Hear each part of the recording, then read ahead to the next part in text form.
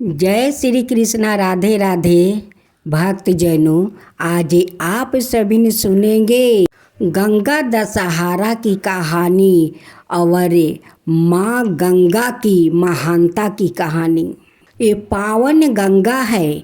इस गंगा में जितने लोग डुबकी लगाते हैं, कोई पवित्र हो जाता है और कोई पापी अपना पाप धो लेता है।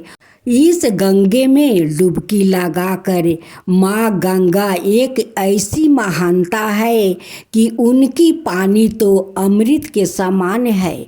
जो लोग पाप करके आते हैं वो अपना पाप धो लेते हैं, धोकर वो पवित्र हो जाते हैं।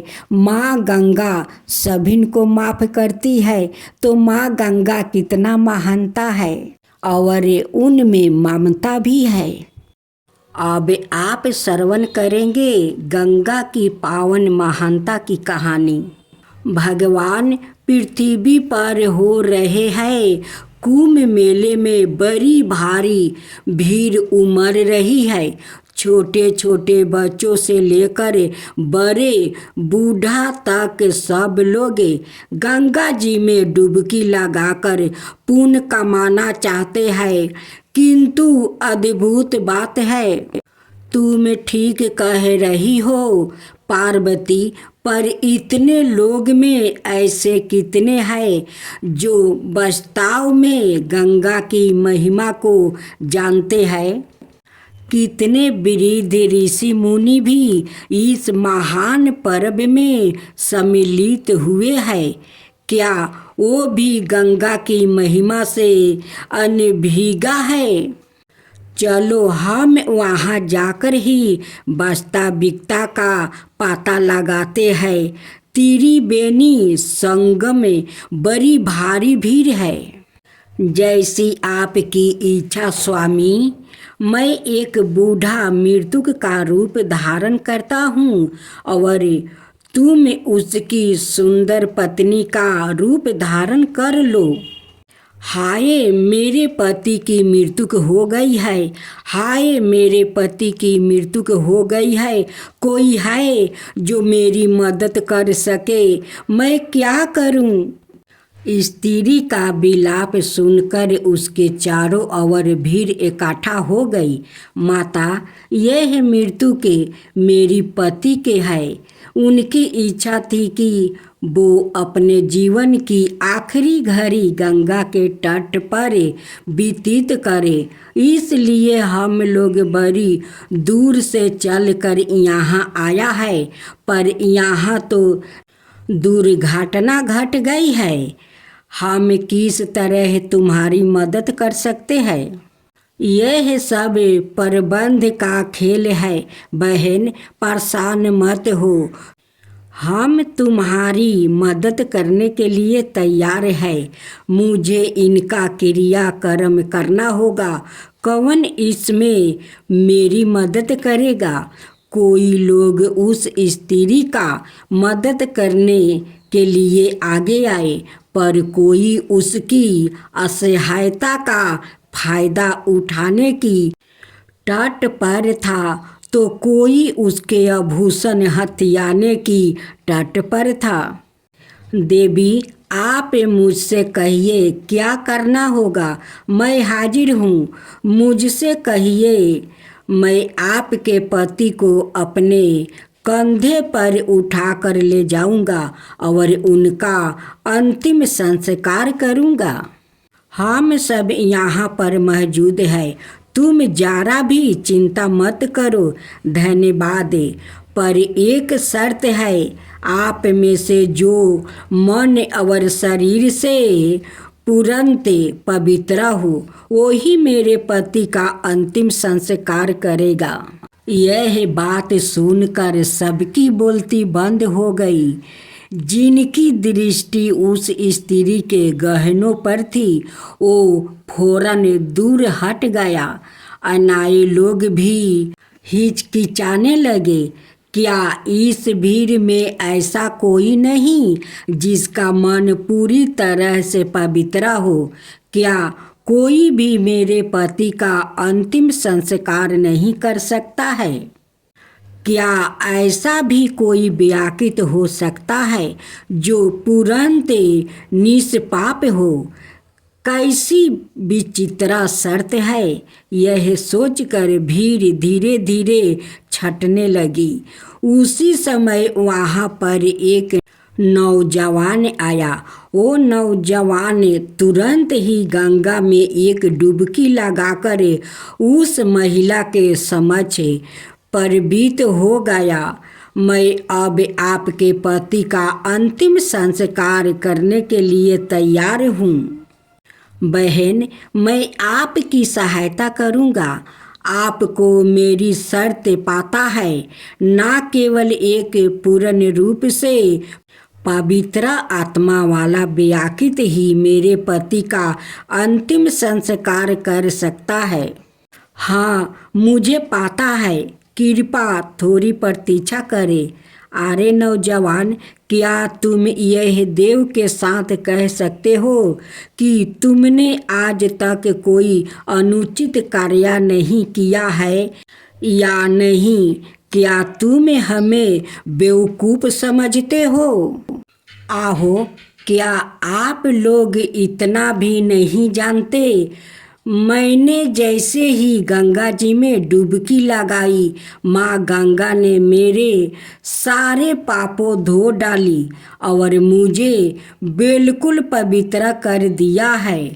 उसी समय भगवान शिव ने, जिन्होंने उस मृतक का रूप धारण लिया था, माता पार्वती के साथ प्रकट होकर सबको दर्शन दिया। जिन लोगों ने गंगा में स्नान किया था, उन सबों को भगवान के दर्शन हो गया। देखा पार्वती, विरल ही गंगा की महिमा को जानते हैं। केवल तुम ही ओ वीर और पवित्र व्याकृत हो जो मेरे पति का अंतिम संस्कार कर सकते हैं। तब चलो कार्य पूरा कर देते हैं। भगवान, उस एक विरले व्याकृत के कारण कितने लोगों का आपका दर्शन हो गया। आपकी लीला अपरंपार है प्रभु। अच्छा, अंधविश्वास क्या है, यह तुम मुझे समझा सकते हो?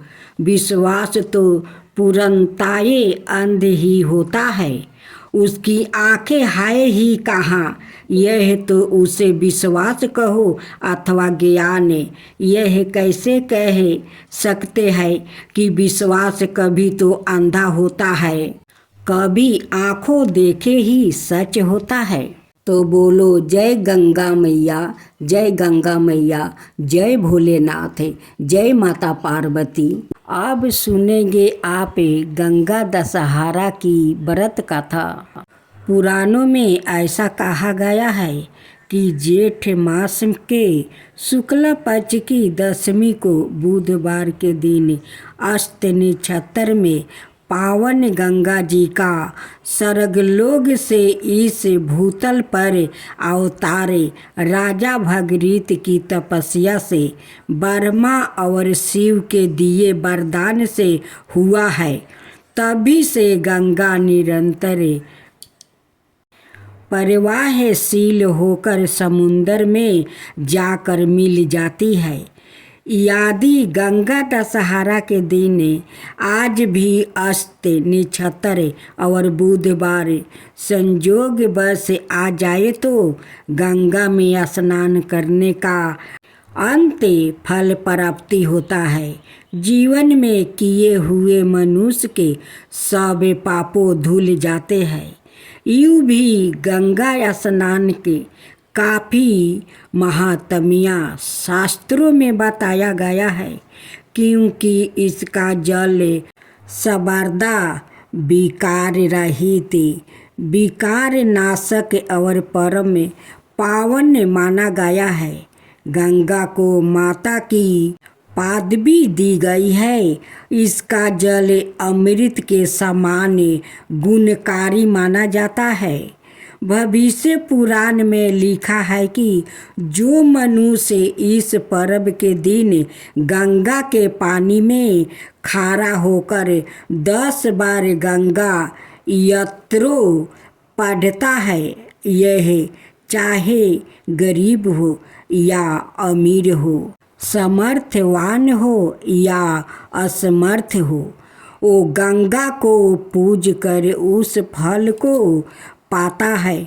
जो कोई गंगा अस्त्रों को श्रद्धा और विश्वास के साथ पढ़ता या सुनता है, वो शरीर, वाणी और चित्त से होने वाले 10 तरह के पापों से मुक्त हो जाता है। इसलिए इस तिथि को दशहरा कहते हैं।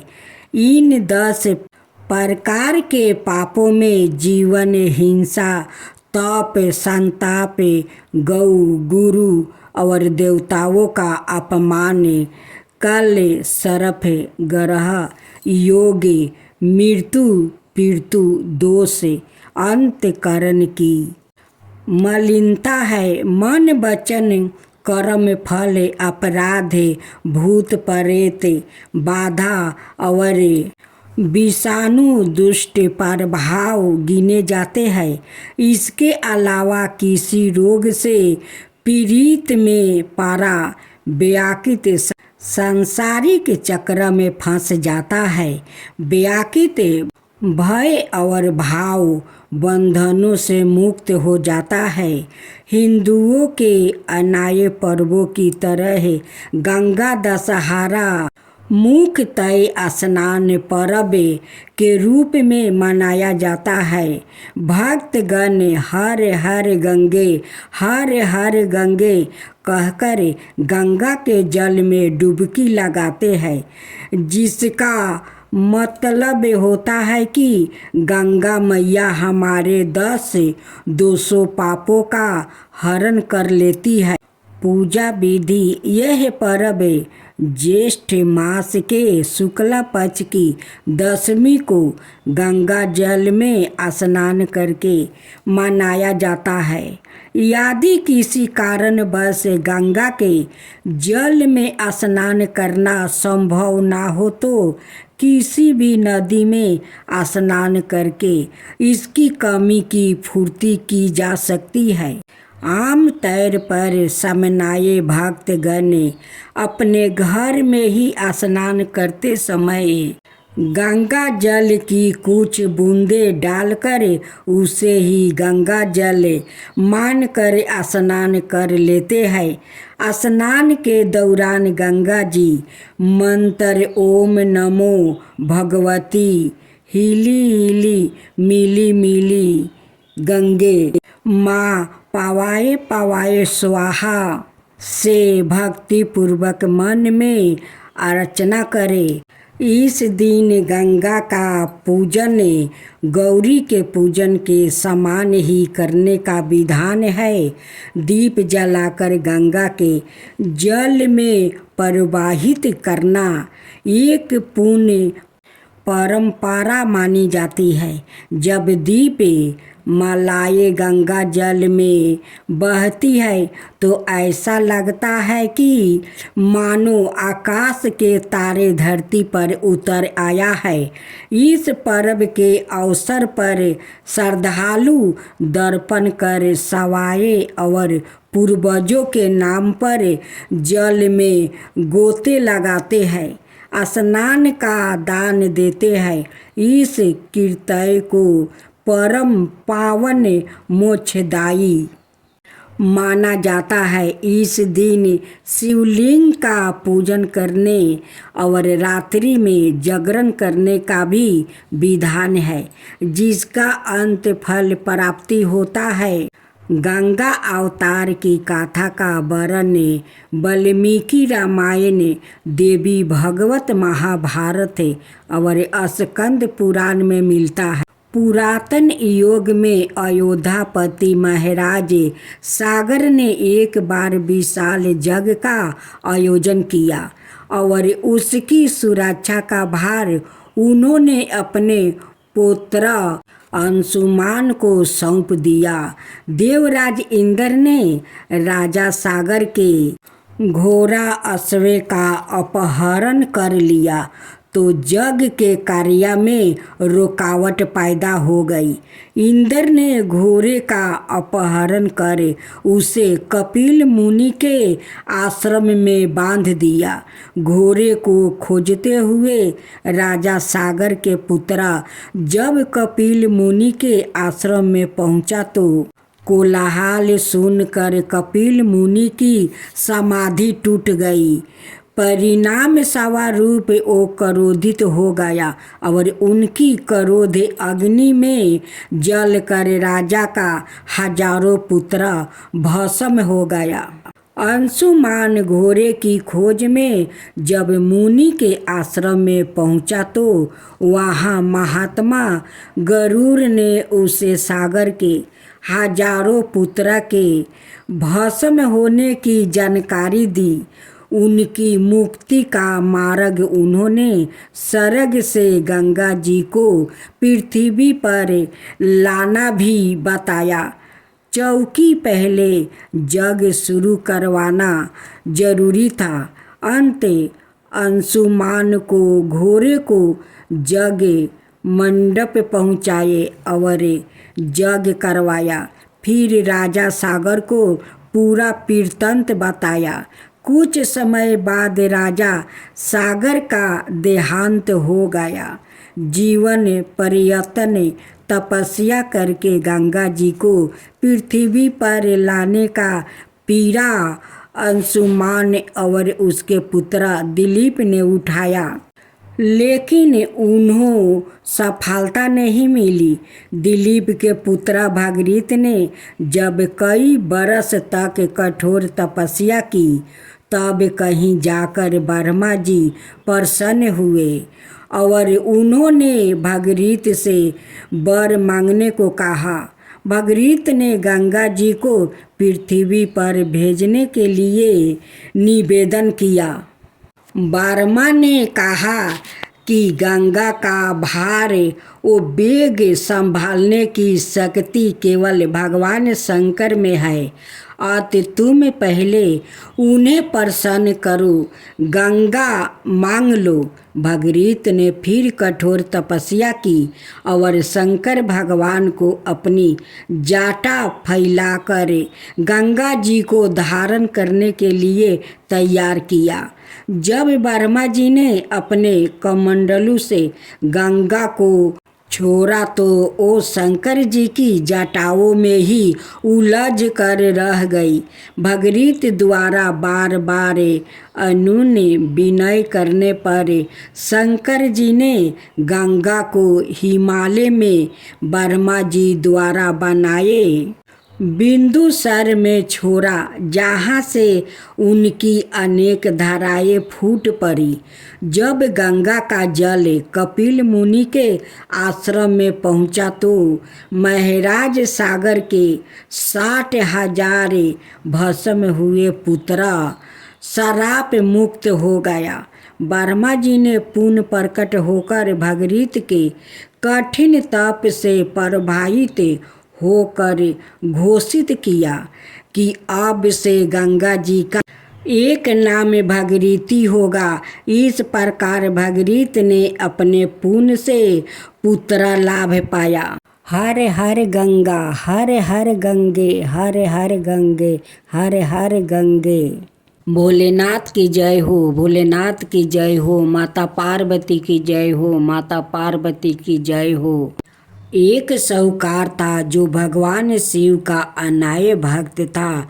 उसके पास धन धन आए किसी भी चीज की कमी नहीं थी, लेकिन उसकी कोई संतान नहीं थी और वो इसी कामना को लेकर रोज शिव जी के मंदिर जाकर दीपक जलाता था। उसके इस भक्ति भाव को देखकर एक दिन माता पार्वती ने शिव जी से कहा कि प्रभु, यह साहूकार आपका अनय भक्त है, इसको किसी बात का कष्ट है तो आपको उसे अवश्य दूर करना चाहिए। शिव जी बोले कि हे पार्वती, इस साहूकार के पास पुत्र नहीं है, यह इसी से दुखी रहता है। माता पार्वती कहती है कि हे ईश्वर, कृपा करके इसे पुत्र का वरदान दे दीजिए। तब भोलेनाथ ने कहा कि हे पार्वती, साहूकार के भाग्य में पुत्र का योग नहीं है। ऐसे में अगर इसे पुत्र प्राप्ति का वरदान मिल भी गया तो वो केवल 12 बरस की आयु तक ही जीवित रहेगा। यह सुनने के बाद भी माता पार्वती ने कहा कि हे प्रभु, आपको इस साहूकार को पुत्र का वरदान देना ही होगा। अनाथ भक्त क्यों आपकी सेवा पूजा करेंगे। माता के बार बार कहने से भोलेनाथ ने साहूकार को पुत्र का वरदान दे दिया, लेकिन यह भी कहा कि वो केवल 12 बरस तक ही जीवित रहेगा। साहूकार यह सारी बातें सुन रहा था, इसलिए उसे ना तो खुशी हुई और ना ही दुख। वो पहले की तरह भोलेनाथ की पूजा अर्चना करता रहा। उधर सेठानी गर्भवती हुई और 9 महीने के बाद एक सुंदर सा बालक की प्राप्ति हुई। परिवार में खूब उत्साह मनाया गया, लेकिन साहूकार पहले ही की तरह रहा और उसने लड़का की 12 बरस की आयु का जिक्र किसी से भी नहीं किया। जब बालक 11 बरस की आयु हो गई तो एक दिन साहूकार की सेठानी ने बालक के विवाह के लिए कहा। तो साहूकार ने कहा कि वो अभी बालक को पढ़ने के लिए काशी जी भेजेंगे। इसके बाद उसने बालक के मामा जी को बुलाया और कहा कि इसे काशी पढ़ने के लिए ले जाओ और रास्ते में जिस भी स्थान पर रुकना वहाँ यज्ञ करते और ब्राह्मणों को भोजन कराते हुए आगे बढ़ना। उन्होंने भी इसी तरह करते हुए जा रहे थे कि रास्ते में एक राजकुमारी का विवाह था। जिससे उसका विवाह होने वाला था वो एक आँख से काना था। तो उसके पिता ने जब अति सुंदर साहूकार के बेटे को देखा तो उनके मन में आया कि क्यों ना इसे ही घोड़ी पर बैठाकर शादी के सारे कार्य संपन्न करवा लिया जाए। तो उन्होंने मामा से बात की और कहा कि इसके बदले में वो अथाह धन देंगे। तो वो भी राजी हो गया। इसके बाद साहूकार का बेटा विवाह की वेदी पर बैठा और जब विवाह कार्य संपन्न हो गया तो जाने से पहले उसने राजकुमारी की चदरी के पल्लू पर लिखा कि तेरा विवाह तो मेरे साथ हुआ, लेकिन जिस राजकुमार के साथ भेजेंगे वो तो एक आँख का काना है। इसके बाद वो अपने मामा के साथ काशी के लिए चल गया। उधर जब राजकुमारी ने अपनी चुनरी पर यह लिखा हुआ पाया तो उसने राजकुमार के साथ जाने से मना कर दिया। तो राजा ने भी अपनी पुत्री को बारात के साथ विदा नहीं किया। बारात वापस लौट गई। उधर मामा और भांजे काशी पहुंच गए थे।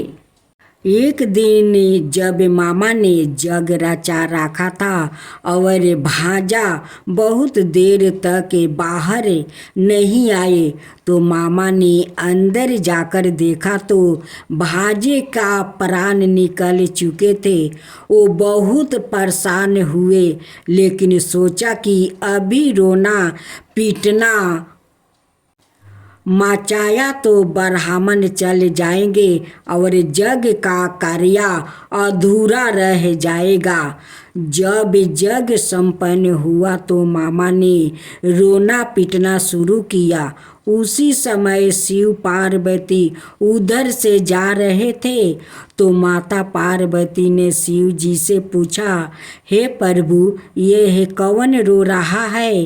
तभी उन्हें पता चलता है कि यह तो भोलेनाथ के आशीर्वाद से जन्म हुआ साहूकार का पुत्र है। तब माता पार्वती कहती है कि हे स्वामी, इसे जीवित कर दीजिए। अनाथ रोते रोते इसके माता पिता के प्राण निकल जाएंगे। तब भोलेनाथ ने कहा कि हे पार्वती, इसकी आहु इतना ही थी सो वो भोग चुका है। लेकिन माँ के बार बार आग्रह करने पर भोलेनाथ ने जीवित कर दिया। लड़का ओम नमः शिवाय करते हुए उठा और मामा भांजे दोनों के ईश्वर को धन्यवाद दिया और अपनी नगरी की ओर लौटा। रास्ते में वही नगर पारा और राजकुमारी ने उन्हें पहचान लिया। तब राजा ने राजकुमारी को साहूकार के बेटे के साथ बहुत सारे धन धनाये के साथ विदा किया। उधर साहूकार और उसकी पत्नी छत पर बैठे थे। उन्होंने यह प्रण कर रखा था कि यदि उनका पुत्र सकुशल ना लौटा तो वो छत से कूदकर अपना प्राण त्याग देंगे। तभी लड़के के मामा ने आकर साहूकार के बेटे और बहू के आने का समाचार सुनाया, लेकिन वो नहीं माने तो मामा ने शपथ पूर्वक कहा। तब तो दोनों को विश्वास हो गया और दोनों ने अपने बेटे बहू का स्वागत किया। उसी रात साहूकार को सपने में शिव जी ने दर्शन दिया और कहा कि तुम्हारे पूजन से मैं प्रसन्न हुआ। इसी प्रकार जो भी व्याकृत इस कथा को पढ़ेगा या सुनेगा उसके समस्त दुखों दूर हो जाएगा और मन बचित सभी कामनाओं की पूर्ति होगी। जय श्री कृष्णा। राधे राधे। अब आप सुनेंगे कहानी दुर्वासा का श्राप। दुर्वासा आत्रि मुनि के पुत्र थे।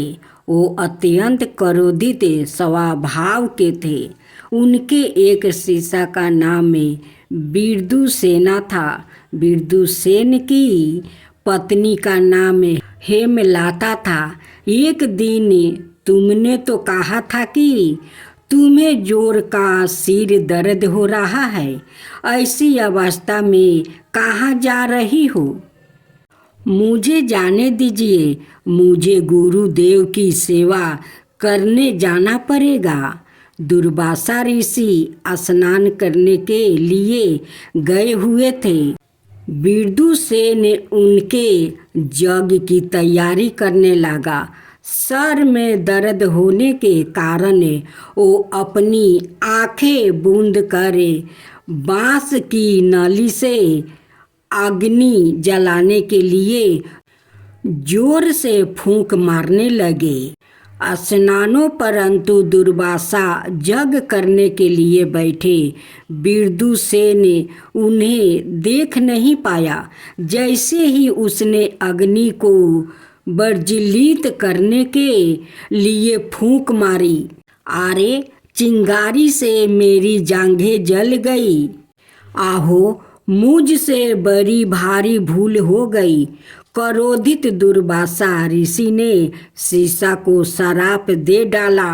मुझे जलाने के अपराध में तू 1 करोड़ योग तक नरक की अग्नि में जलता रहेगा। विदुरसेन ने विनम्रता पूर्वक दुर्वासा को अपनी व्यवस्था के बारे में बताया और उसने क्षमा याचना की, परंतु दुर्वासा का क्रोध शांत नहीं हुआ। विदुरसेन बड़े दुखी मन से अपनी कुटिया में लौट आए। नाथ, आप रो क्यों रहे हैं? क्या हुआ? विदुरसेन ने गुरु के आश्रम पर जो घटना घटी थी उसका वर्णन किया। चलो एक बार गुरुदेव से बात करके तो देखे। पति पत्नी दुर्वासा ऋषि के पास गया। हेमलता ने उन्हें प्रणाम करके उनसे प्रार्थना की, आप तो हमारे माता पिता से भी बढ़ के हैं।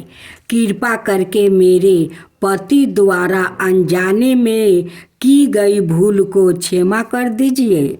परंतु दुर्वासा पर इस करुणा प्रार्थना का भी कोई असर नहीं हुआ। कहा तो ऋषि के जांघ पर वो छोटा सा घाव और कहा इतना भयंकर श्राप। इस घोर अन्याय का स्मरण करके हेमलता आग बबूला हो गई। हे अग्निदेव, यदि मैं एक पतिव्रता नारी हूँ तो आप तुरंत शीतल हो जाए। अग्निदेव ने इस पतिव्रता की प्रार्थना तत्क्षण स्वीकार कर लिया। इसके परिणाम स्वरूप समस्त पृथ्वी में प्रज्वलित अग्नि, चाहे वो घर के चूल्हे की हो अथवा जग अग्नि, शीतल हो गई। यहाँ तक कि भगवान शिव का तेजस्वी फरसा भी ठंडा पड़ गया। तब ब्रह्मा, विष्णु और महेश दुर्वासा के समक्ष प्रकट हो गए। दुर्वासा ने शिव जी से कहा, भगवान, आपके नेत्र और आहूद निश तेज क्यों देख रहा है? विदुरसेन ने मुझे अपने गुरु को पीड़ा दी, इसलिए मैंने उसे श्राप दिया। उसने भूल की है, पर उसके लिए कोई प्रायश्चित भी तो हो सकता है। यह सब सती हेमलता के श्राप का प्रभाव है। अग्नि शांत हो गई है और यह सब तुम्हारे श्राप के कारण हुआ है। इसका प्रायश्चित यही है कि उसे घोर तपस्या करनी होगी।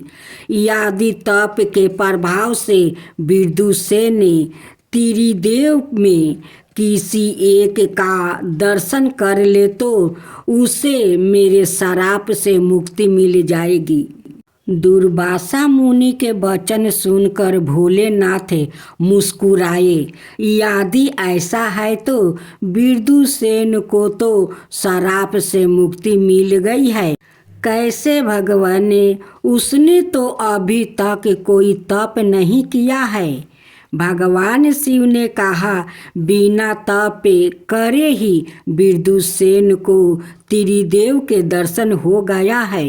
हेमलता, अग्निदेव को पूर्ण तेजस्वी बना दो। भगवान गुरुदेव भी कृपाए यह कह दे कि मेरे पति निष्पाप है। हेमलता, तुम्हारे पति ने कोई पाप नहीं किया है। कृपाए अब जगत के संताप को दूर करो। हेमलता ने फिर अग्निदेव से प्रार्थना की, जिसके फल स्वरूप वो समस्त प्राणियों को पूर्ण प्रकाश और तप प्रदान करने लगे। अब भगवान शिव और अगस्त्य मुनि की कहानी। एक बार भगवान शिव और माता पार्वती कैलाश में उस कक्ष में गया जहाँ अनेक पांडुलिपियाँ रखी हुई थी। अगस्त्य मुनि उनके दर्शन करने के लिए आए थे। उन्होंने उन्हें भी अपना साथ ले लिया। हे महादेव, इन ग्रंथों में से बड़ी सुंदर महक आ रही है। यह किसकी खुशबू है? अगस्त्य, यह तामिल की खुशबू है। अगस्त्य, इन ग्रंथों में तामिल का व्याकरण शास्त्र निहित है। मैं तुम्हें तामिल व्याकरण की शिक्षा दूंगा। तुम इन ग्रंथों को अपने साथ अध्ययन के लिए ले जा सकते हो। अगस्त्य, तुम दक्षिण दिशा में जाओ और इन शास्त्रों पर आधारित तामिल व्याकरण की रचना करो। तुम्हारे द्वारा तामिल भाषा का प्रचार और प्रसार होगा और तुम्हें संसार तामिल ऋषि के नाम से जानेंगे। सब आपकी कृपा है प्रभु। भगवान आपकी कृपा से अवश्य ही ऐसा ही होगा। अगस्त्य मुनि ने भगवान शिव से दक्षिण में एक पवित्र नदी के लिए प्रार्थना की, जिसमें वो पूजा अर्चना कर सके और श्रद्धालु भक्त स्नान करके पवित्र हो सके। प्रभु ने कावेरी का आह्वान किया, जो कि 7 पवित्र नदियों में से एक है। कावेरी, तुम अगस्त के साथ दक्षिण दिशा में लोक कल्याण हेतु जाओ। जैसी आपकी कृपा प्रभु। मैं माता कावेरी को अपने कमंडलू में भूलक पर ले जाऊंगा। ठीक है, उचित समय पर कावेरी पृथ्वी पर सवाए प्रवाहित हो जाएगी। ओम नमः शिवाय। सूर्यपद नामक असुर ने इंद्र को परास्त करके अमरावती पर कब्जा कर लिया और देवताओं को बंदी बना लिया। सूर्यपद में से भयभीत हो इंद्र शीरकाली में जा छिपे। एक दिन नारद मुनि उनसे मिलने आए। इंद्र ने मुनि से अपनी व्यवस्था का वर्णन किया। मुनिवर, मैं प्रतिदिन शिव पूजन करता हूँ, पर वो उपवन जिससे मैं पूजा के पुष्प चुनता हूँ, जल के अभाव में सूख गया है। कृपया इस उपवन की रक्षा का कोई उपाय बतलाइए। इंद्र देव, आप श्री गणपति से प्रार्थना करें। वो कृपा करके आपको कावेरी नदी दान में दे देंगे, जो कि इस समय अगस्त्य मुनि के कमंडलू में निवास कर रही है। नारद का आदेश मानकर इंद्र ने गणपति की आराधना की। गणपति प्रसन्न हुए। उन्होंने एक कौवे का रूप धारण किया और कुंडुगी पर्वत पर गया। वहाँ अगस्त्य मुनि ध्यान बसते बैठे हुए थे। वहाँ कमंडलू तो अगस्त्य के पास ही रखा हुआ है। मैं उसे चुपके से ढलका देता हूँ। रे बालक, तू बड़ा शरारती है। रुक, मैं अभी तेरे सिर पर एक चमटा लगाता हूँ। मेरे कमंडलू को किसने गिराया? गणेश ने एक ब्राह्मण बालक का रूप धारण किया और मुस्कुराते हुए वहाँ प्रकट हो गया।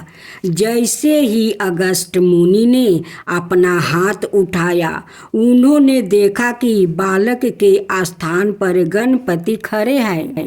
हे गणपति, मैंने आपको पहचाना नहीं, मुझसे बड़ी भारी भूल हो गई है।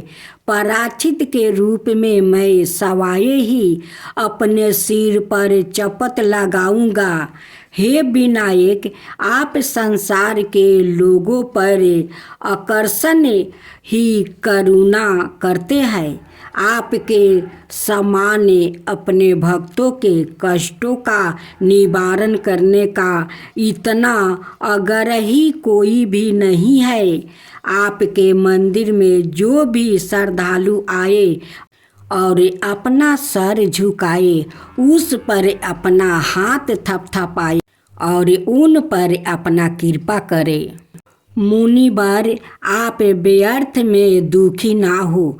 मैंने इंद्र को वरदान दिया है कि कावेरी यहाँ से प्रवाहित होगी।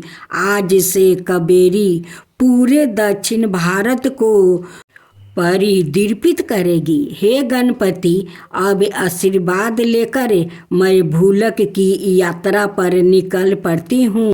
कावेरी, तुम्हारे तटों पर बड़े बड़े मंदिर बनेंगे और तुम्हारा पुण्य सदाए उजियागर रहे।